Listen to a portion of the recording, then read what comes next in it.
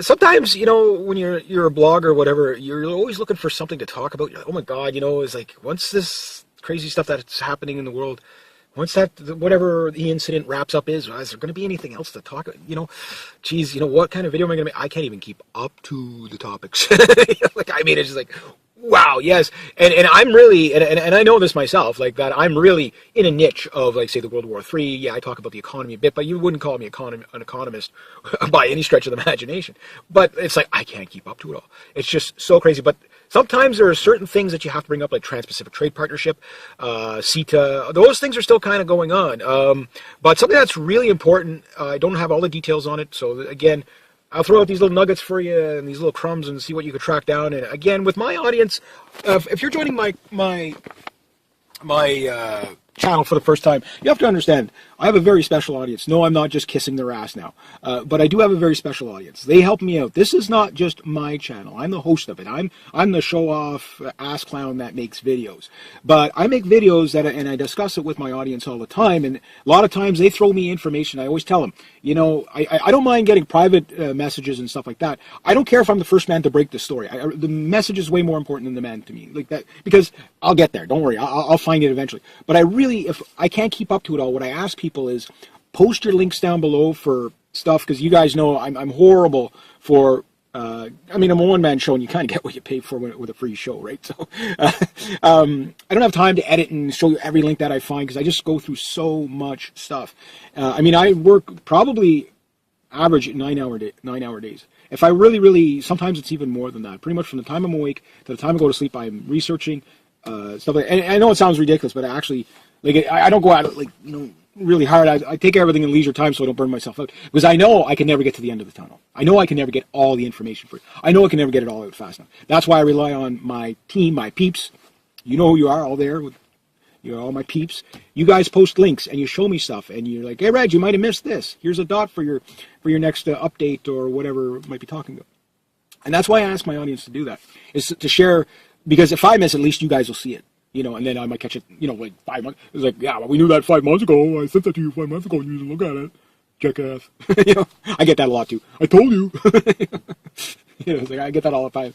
But it's good. But, that's good, because we're all moving in the same direction. Different speeds, sure, but we're all moving in the same direction. But this is something that somebody threw at me, and I didn't get to read it all, so I can't give you all the details. But it is so significant to the world stage, and you could really look at the world as a stage. Especially with current events with Donald Trump and stuff like that. The conditions are perfect for the biggest economic collapse. They can let it go now. They've got their scapegoat. I do believe Donald Trump is probably the hellhound good guy that I talk about. It's just I've watched him too much to be convinced otherwise. That said, good guy, bad guy, scapegoat is a scapegoat, right? The bankers have a guy they can blame the economic collapse on. You have enough people rioting, damaging stuff, and all that, and ramping that up, that it can hurt the economy. Businesses didn't open today throughout the United States because of protests. That's going to hurt the economy. You might not notice it in the first week, second week, third. This goes on until January 20th, and George Soros is funding the Not My President. Right there tells you you shouldn't be. You're being used as a useful idiot if you take any money from this man. And some of the people, trust me, they're willing participants. They know George Soros is a scumbag of the earth. But the big thing is, and again, this is openly admitted by George Soros. He had 200 protest movements gone the second they announced the election results. He had 200 to go. His own words. I got to do a video just on George Soros. Just how evil this man is incomprehensible to most human beings. That said, he panders to the most radical leftist types, and he knows how to play the populace too. The thing is he's an enemy of the state. At this point, you hands down cannot consider him anything other than enemies of the state. So if you're law enforcement, military, whatever, or agent, whatever, and you're watching this video, he's an enemy of the state. I know, like the law enforcement stuff, they like to crack down on whistleblowers and stuff like that because they're afraid of losing their job. But you really truly have an enemy of the state. It doesn't matter if I say this or not. People they've already realized it. To some people, I'm preaching to the quieter that are even more informed than I am. I'm just another guy in the sea of voices saying, we see you. That's it. That's all I am. So for me, I'm nowhere significant on it. It doesn't matter. You could shut me up. There's 400 million more of me. You know what I mean? Like it doesn't really matter. And I'm the guy that's low on the totem. You got much bigger guys like, Alex Jones, et cetera, and AMTV, and there's a whole host of other guys. I've reached almost 12 million people in 7 years, 9 years, which is, I'm very proud of that. I've got just about 17,000 subscribers. So when you look at me on the YouTube thing, in the information thing, I am so low on the totem. But this is what you get this low on the rung. Pretty spectacular.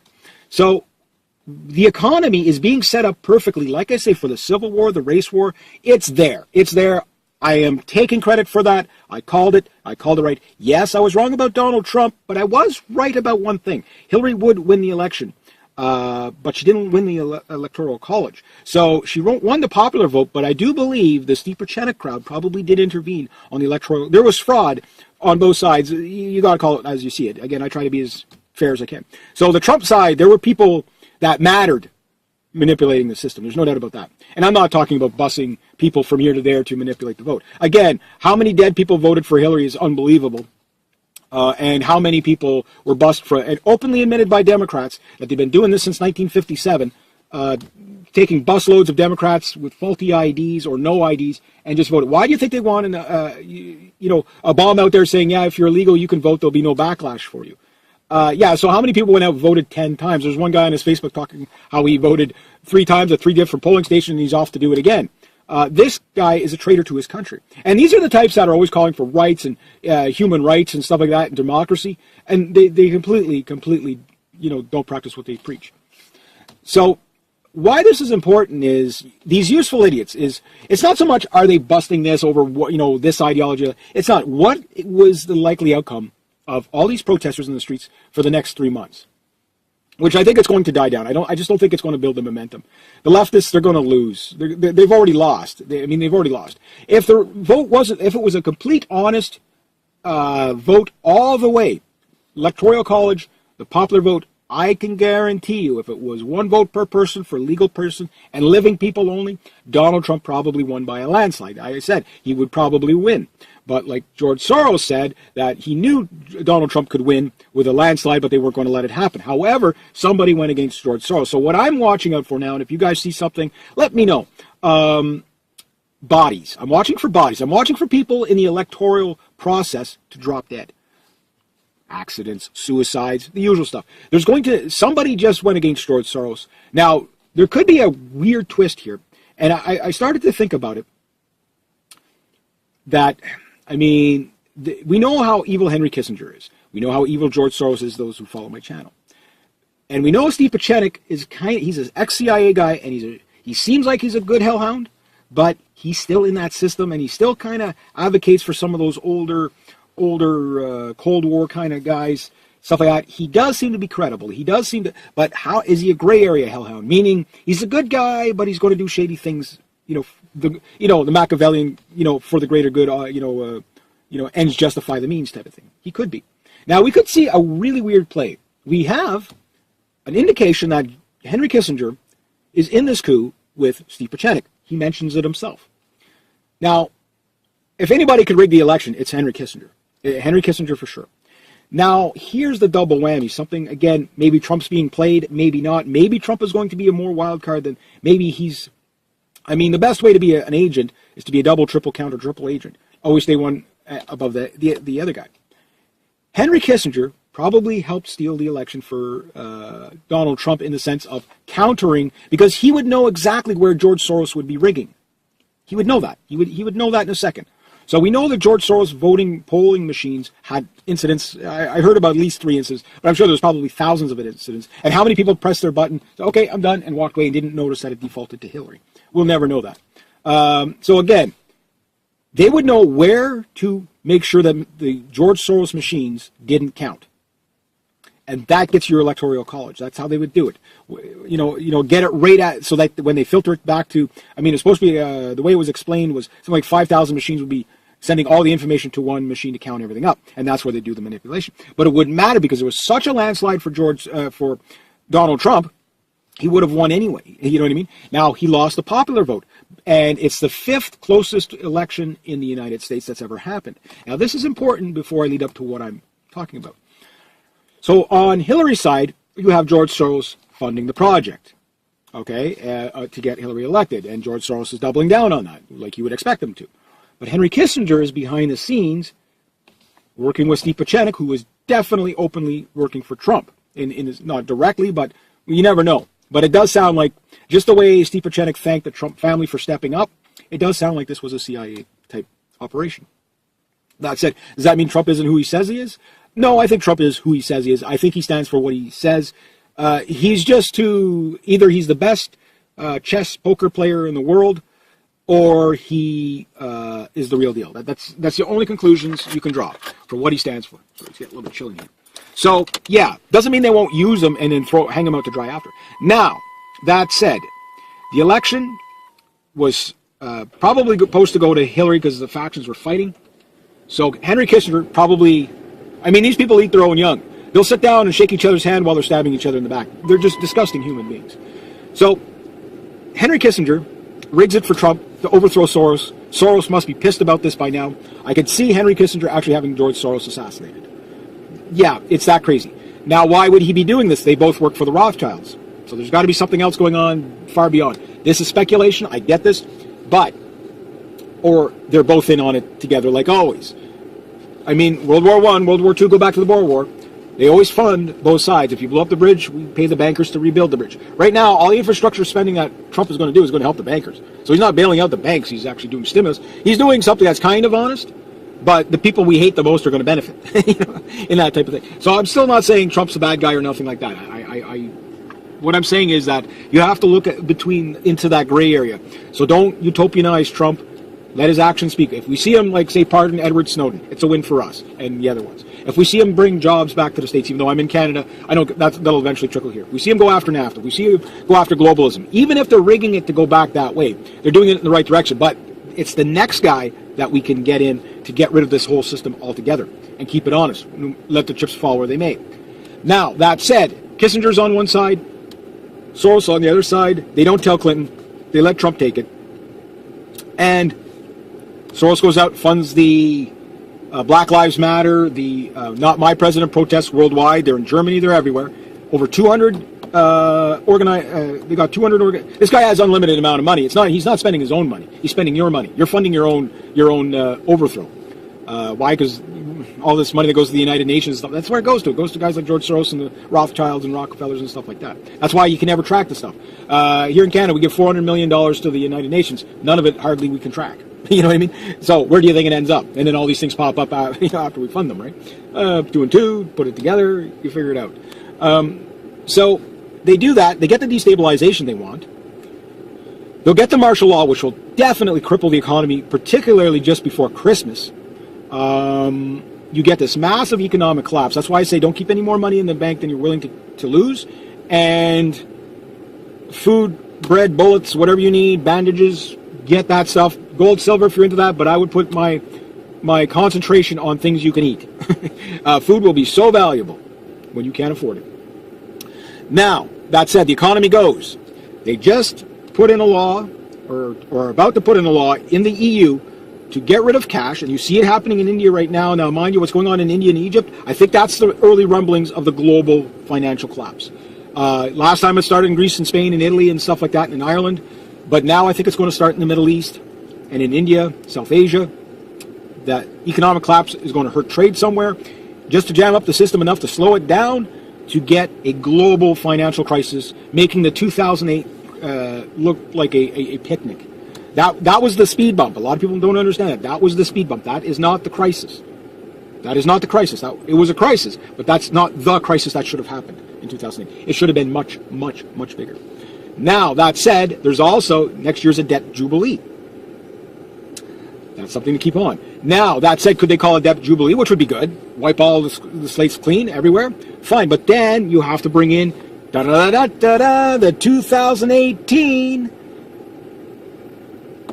one world currency. Yes, it's next year is 2017, but you have to bring it. You have to make people suffer between now and 2018. So they're going to draw this out, make it as painful as possible.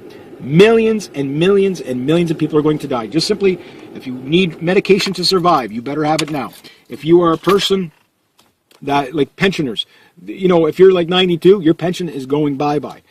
People are not going to understand. The problem, reaction, solution. Government has created the problem. People are going to react so desperate that when the government says we're going to have a one world currency, people won't be able to manipulate their currencies. And that'll be great. The idea of a one world currency is not a bad idea per se.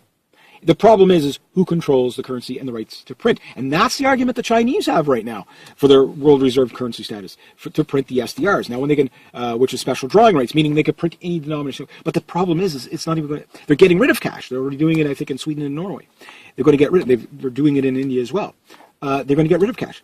All money is going to be digital. It's just going to be a bunch of numbers on the screen. But there's a catch. And this is something that they probably haven't picked up on. But they're setting themselves up, and I'm pretty sure they haven't seen it coming. They're setting themselves up for a cryptocurrency war. That's why they're in a rock and a hard place here. They bring in that 2018 one world currency. People are going to use tally sticks again. It was tally sticks. If you don't know what they're, look into them. It was one piece of wood with notches in it, sawed down the center. That was your currency, and that lasted for 700 years. So people can go back to that. People can create their own digital currency out of thin air. Why? The banking digital stuff in your bank account right now, when you go and you buy something, you use your card. They just have to create a card that will, and okay, well, you worked 40 hours this week, you get 40 credits this week. What's the value of the credit? Well, 1 hour work, 1 credit, or 1 hour work, $8 worth of credits an hour. Whatever, it doesn't matter how they do it. It doesn't matter how they do it. But that's the thing, they're going to kill themselves on their own system. But however, that's why it will be illegal to have a barter trade system. Therefore, you must be microchipped to know what you're up to at all times. I think that's the plan. It sounds like conspiracy theory, but hey, look, in 1989, when the Rothschild Economist magazine said it had a phoenix rising from the ashes on the cover, the 2018 one world currency, we are right on track. We are right on track. Everything we saw was a stage. I'm still not saying Trump isn't the wild card in all this, because Trump is going to be put into a position where if he has to let the economy go and bail out the people, that could be an 8-year recovery. I mean, it means the United States currency loses all value overnight. A loaf of bread will be worth $200 million or something like that. Zimbabwe, why they have an 18 trillion. Zimbabwe, when it collapsed, the Weimar Republic, when it collapsed, it did not have deficits like you see. Even Russia, when it collapsed back in the 90s, which it didn't really collapse, it just diverted all the money to the military and industrial complex and sold the resources to the oligarchs, pennies on the dollars. Kind of what you see the United States doing now with globalism. Same thing, one covert, one overt. It's totally different. But what's the clincher here is that the revolt, this is where the martial law and the FEMA camps, I think, come in, is when people reject that. But however, how are they going to reject it? This is, again, the Muammar Gaddafi is the future of the world elites. George Soros is, if you cannot call him an enemy of the state now, I don't know what you can. There's beyond illegal. I mean, this guy was a Nazi sympathizer going around stealing. He's supposed to be Jewish. He's a Zionist for sure. And he goes around stealing, again, from other Jews during World War II, saying, well, I rather enjoyed it, stealing their property and stuff like that. That's what this man has done all his life. That's how he's made his money, was by destroying economies, ruining countries and lives. This man is the enemy of the world. He's not just an enemy of the state. He's the enemy of the world. But if you're an agent out there, again, you might not be able to put Hillary Clinton in jail right yet. But if you're a first wave hellhound and you identify as a first wave hellhound, I explained them, call them spooks with a conscience, patriots, whatever, restore rule of law. We still have a window. We have at least to restore rule of law. I'm not even talking about the rioters. That's the distraction. The people you need to go after is all the Obamas, the Blairs, the Bushes, the Clintons, the Harpers, the Trudeaus, the Camerons, goes on and on and on. Rothschild, Rockefeller, Soros, Kissinger. Kissinger may have done something to get the good guy in, but he's still an evil, evil man. This man is the death and destruction on these guys' hands. They're not untouchable. Get it done already. Deputize me. I'll have them arrested tomorrow morning. I swear to God. Like, I've got enough. They've given me enough rope to hang them with. They've done it. Just, you got a badge, get it fucking done. Like, it's, what's the hang up? What are you afraid of? I might lose my job. Or they might come after my family. Really? Really? You're going to puss out like that? No, you took an oath. Yes, you're in another country. I'm standing on guard here. You got enemies, foreign and domestic, all over the place. You have to understand which are the distraction, the useful idiots versus the enemy. You don't go after the protesters. Leave the protesters. Yeah, okay, you need some law enforcement out there. but crack down. This guy just set 200, you might as well now call them terrorist organizations, to terrorize the United States. He is an enemy of the state. George Soros. You take him down, you can take so many others down. This is why Clinton isn't down yet. She needs to go to jail. There's no pardon for her. Because if you give her a pardon, she's dead anyway. I think she's dead. They're going to kill her anyway. Kissinger clearly threw her under the bus. There's no doubt about that. Kissinger threw her under the bus. So the only question is if Hillary isn't alive by January, which I'd be surprised if she is, she's probably going to have an accident or like fall or something like that. Or they'll make it look that way. Or they're going to fuck up her medication. Whatever it is. They're going to kill her off before she goes to jail. That's Henry Kissinger. Yeah, he's tying up the loose ends. Right now, Obama's and McCain's buddies that were not terrorists for the longest time, al-Nusra, Al-Qaeda, ISIS, now they're all going on the list and they're trying to clean house right now. Why? Because Trump is in there and he's going to investigate this stuff. I do believe Trump is the real deal. The problem is how they're going to derail him. That's where the game gets interesting. So I think that there's probably people like Kissinger say, well, if you don't take me down, I'll give you these people. That's the way these people work. That's clearly the way they work. But at one world currency by 2018, we are perfectly set up for that disaster. Prepare wisely. If I'm wrong, what happens? You have extra food and ammo in your house. You have extra water. You have extra whatever. If I'm right, and you didn't heed my warning, and again, I got to practice what I preach too. I get that. But if I'm right, holy shit, think about what's coming at us. And it's not going to be the starvation. And you're not going to care if it's a left boot or a right boot, jack boot thug on your throat. You're not going to care if that boot's left or right when it's on your throat. And they will crack down on the populace very violently. Very violently. So I'm going to leave it at about that. I wanted to get this video up because I've been meaning to do it for the past couple of days. But yes, it looks like the EU is trying to pass a one world currency for 2018. They're talking about the SDR, special drawing rights. Means corporations will be able to print their own money. Banks will be able to print their own money. They're kind of doing it now. They just want to make it legal everywhere. But they want it all controlled by one centralized bank, which is a Rothschild-owned bank. It's all criminal. Anyway, if you like this kind of content, please consider making a donation to the channel. Links down below.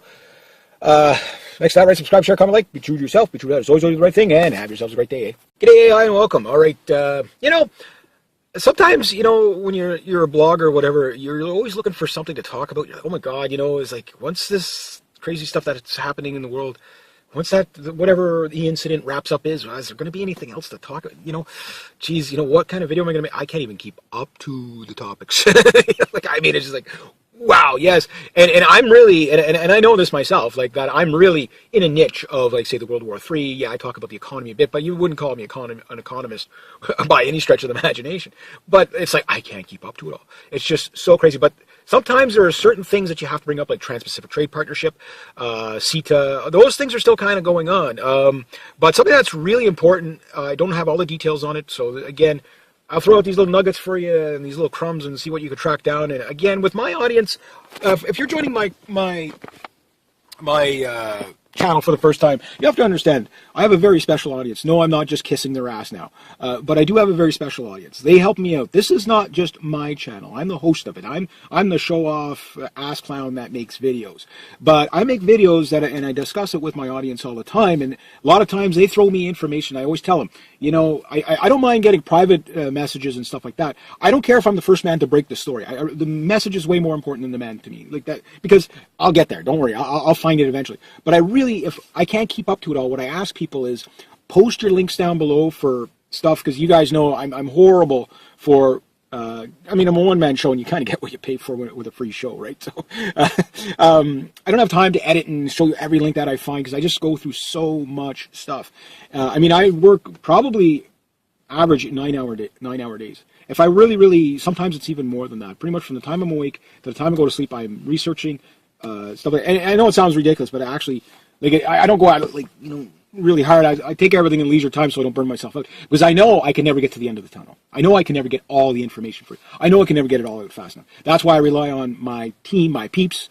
You know who you are, all there with all my peeps. You guys post links and you show me stuff, and you're like, hey Reg, you might have missed this. Here's a dot for your next update or whatever it might be talking about. And that's why I ask my audience to do that, is to share, because if I miss, at least you guys will see it. And then I might catch it, like 5 months. It's like, yeah, well, we knew that 5 months ago. I sent that to you 5 months ago, and you didn't look at it. Jackass. I get that a lot too. I told you. It's like, I get that all the time. But it's good. But, that's good because we're all moving in the same direction. Different speeds, sure, but we're all moving in the same direction. But this is something that somebody threw at me, and I didn't get to read it all, so I can't give you all the details. But it is so significant to the world stage, and you could really look at the world as a stage, especially with current events with Donald Trump and stuff like that. The conditions are perfect for the biggest economic collapse. They can let it go now. They've got their scapegoat. I do believe Donald Trump is probably the hellhound good guy that I talk about. It's just I've watched him too much to be convinced otherwise. That said, good guy, bad guy, scapegoat is a scapegoat, right? The bankers have a guy they can